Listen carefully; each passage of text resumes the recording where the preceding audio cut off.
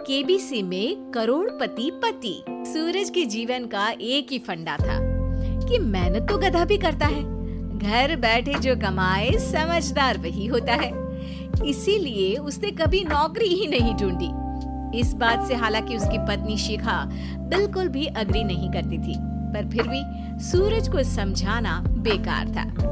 TV में कैसे बनोगे करोड़पति का एड देखकर उसे लगा कि बस अब तो घर बैठे ही वो करोड़पति बन सकता है, और उसके पीछे उसने अपने सारे सोर्सेस एक्टिव कर दिए। 2 हफ्ते में उसके कलीग के साले के पड़ोसी के बेटे का सोर्स निकलता है जो कि उसे शो में पहुंचा सकता है, और सूरज उससे मिलने चला जाता है। अच्छा, तो हमें मुकेश जी बता रहे थे कि आप हमें शो में पहुंचा सकते हैं। हाँ, उसमें कोई तकलीफ नहीं है। मैं कल अगर कोशिश करूँ तो इसी महीने में आपका नंबर आ जाएगा। अरे ये तो बहुत बढ़िया हो गया। अच्छा, वो सिलेबस और क्वेश्चन पेपर का कोई जुगाड़ है क्या? उसका तो कोई जुगाड़ नहीं है। तो वो वाकई में कुछ भी पूछ सकते हैं? हाँ, वो तो बच्चन जी पर है, जो पढ़ते हैं वो पूछ लेते हैं। पहली कोशिश फेल होने पर अब सूरज के सामने एक बहुत बड़ा सवाल था कि आखिर जवाब कहाँ से लाए।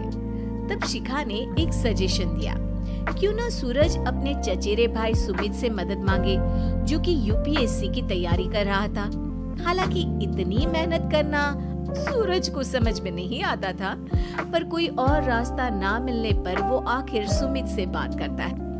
अरे सुमित, हमारा कैसे बनोगे करोड़पति के लिए सिलेक्शन होने वाला है। तुम हमें थोड़े चिट बनाने में मदद करोगे क्या? अरे भैया, चिट बनाए तो सालों हो गए, उसमें हमारा एक्सपर्टीज नहीं है, बल्कि आप बोलो तो हम आपकी पढ़ने में जरूर मदद कर सकते हैं। हट, कैसी अनाप शराब बातें कर रहा है तू।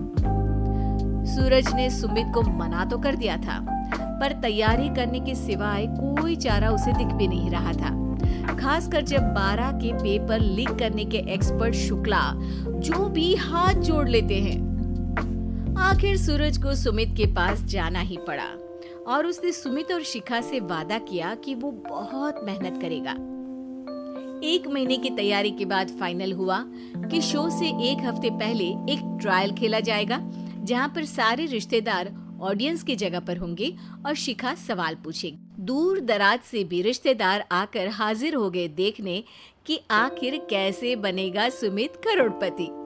सब कुछ सेट था, और इतने में सूरज आकर अपना स्पीच देता है। ये 1 महीना मेरे लिए आसान नहीं था, पर अपने भाई सुमित और अपनी पत्नी शिखा की मदद से मैं इतनी दूर पहुंच पाया हूँ। मेरे मम्मी पापा के आशीर्वाद ने भी बहुत साथ दिया है मेरा। मैं उम्मीद करता हूँ कि आज के शो में आप लोगों को बहुत मजा आएगा।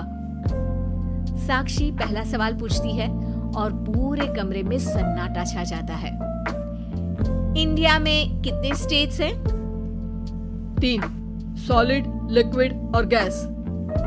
अरे रुकिए, तो ऑप्शंस तो देने दीजिए। इतने में 5वीं कक्षा का चिंटू बोल उठता है। अरे क्या मामा, आप तो पहले सवाल पर ही आउट हो गए। अरे बेटा, पहला सवाल तो ट्रायल होता है ना। अरे तुम अब देखना। देखने जैसी बात तो थी ही। सूरज को इतना शांत किसी ने नहीं देखा था। कभी कभी तो लगता था मानो सूरज आंख खोलकर ही सो गया हो। मामा जल्दी करो प्लीज, कल सुबह पनवेल भी तो निकलना है। अरे हट, कंसंट्रेट करने दे मुझे। 3 सवाल में 3 लाइफलाइन खत्म हो चुकी थी, और अब चौथे सवाल पर भी सूरज का मौन नहीं टूटा। पर सूरज अभी भी हार मानने को तैयार नहीं था। उधर हर कोई सूरज को छोड़ सुमित को देख रहे थे। आखिर सुमित ने ही तो पढ़ाया था सूरज को। गजब बेइज्जती है यार। अरे बेटा, तो बाप का, दादा का, भाई का, सबका नाम बुड़वाएगा। अरे 3 लाइफलाइन ले ली तो भी तेरा कुछ नहीं होना है। अरे कोई इतनी बात करता है क्या शो पर? अरे बेटा, शो पर तेरे जैसे भी तो नहीं आते ना। सूरज की ये जंग आखिर 1 घंटे बाद 5वें सवाल पर खत्म हो गई, जब उसने इंडिया के नेशनल बर्ड का नाम कहा, कौवा। अरे बेटा, मजा तो बहुत आया, बस थोड़ा टाइम पर खत्म होता तो आनंद भी आ जाता। ताने बारिश के बूंदों की तरह बरस रहे थे और सूरज को भी समझ आ रहा था कि ये करोड़पति बनना शायद उसके बस के बाहर की बात है। पर वो आखिर ये बात मान कैसे लेता? वो सख्त लौंडा जो ठहरा, उसने सोचा कि बेइज्जती तो हो ही चुकी है, पर अगर मैं हार नहीं मानूं तो शायद कुछ हो सकता है।